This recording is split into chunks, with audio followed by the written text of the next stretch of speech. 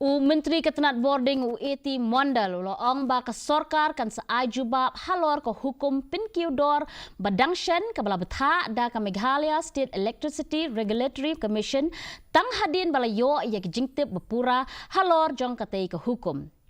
Ula pensyai bakat ba ka Tnat Bording kalabu ia ka dor khas Henry kadei ka bor jong ka commission ban penbet kadu ia ki dor.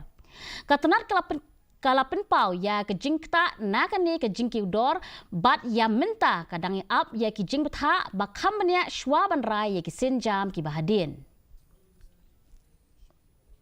So we'll get the full order, then we'll be in a position to comment on it.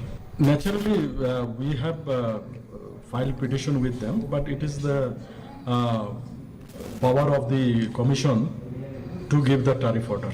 So let all the tariff order comes, we will look into it. So let all these things be settled down, then we will be giving you the clear picture.